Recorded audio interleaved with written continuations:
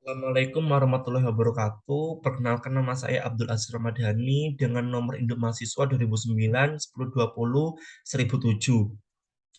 Di sini saya akan menjelaskan tugas mata kuliah governance digital tentang sistem pemerintahan berbasis elektronik dan kasus kebocoran data di Indonesia.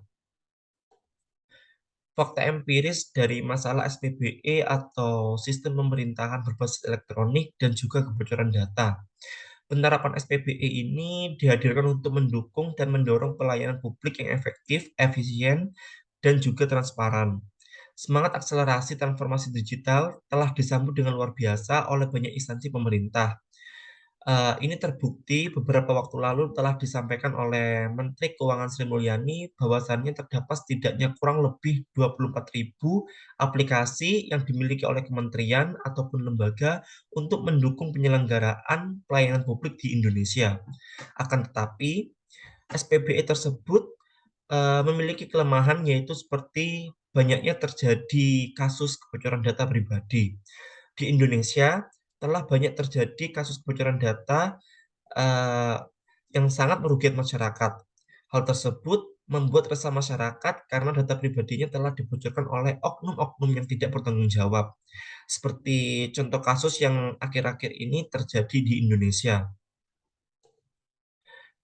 Contoh kasus yang akhir-akhir ini terjadi di Indonesia terkait kebocoran data, yang pertama itu ada kebocoran data dari Bank Indonesia, yang kedua itu ada kebocoran data dari pasien rumah sakit di seluruh Indonesia, dan yang terakhir itu ada data 21.000 perusahaan di Indonesia.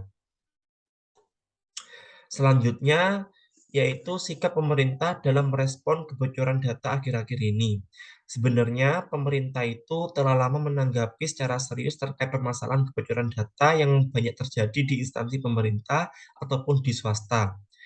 Tindakan pemerintah tersebut yaitu berupa pembuatan peraturan-peraturan yang dapat melindungi data pribadi.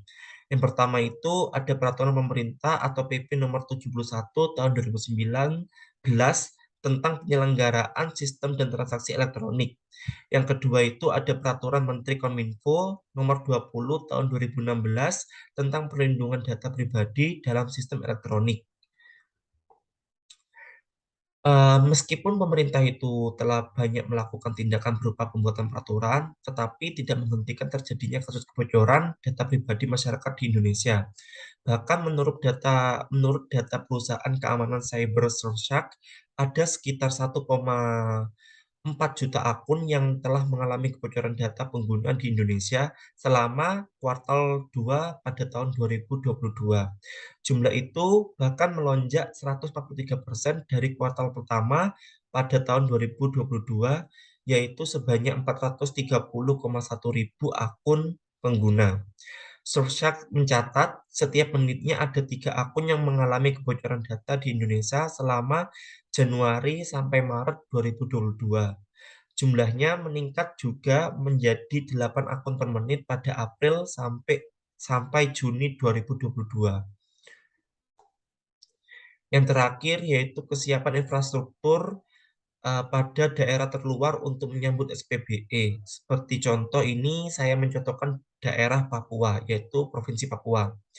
Provinsi Papua ini menjadi salah satu target pendampingan pilot piloting dan juga pendampingan teknis yang difokuskan pada kegiatan penyusunan arsitektur dan peta rencana SPBE.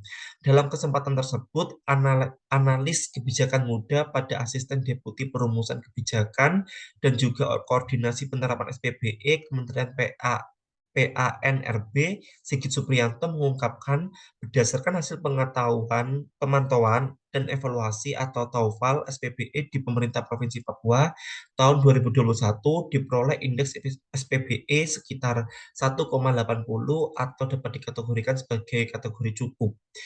Oleh karenanya, Kementerian PANRB terus mendukung penerapan SPBE di Provinsi Papua, sebab berdasarkan catatan pada evaluasi SPBE tahun 2021, baru ada 6 pemerintah daerah yang telah berpartisipasi, dan sebanyak 5 daerah yang belum mengikuti evaluasi SPBE tahun 2021, dan ada 19 daerah yang belum pernah dilakukan evaluasi SPBE. Sekian, presentasi dari saya, apabila ada kesalahan kata dan juga, kekurangan materi dari yang saya sampaikan, saya memohon maaf. Wassalamualaikum warahmatullahi wabarakatuh.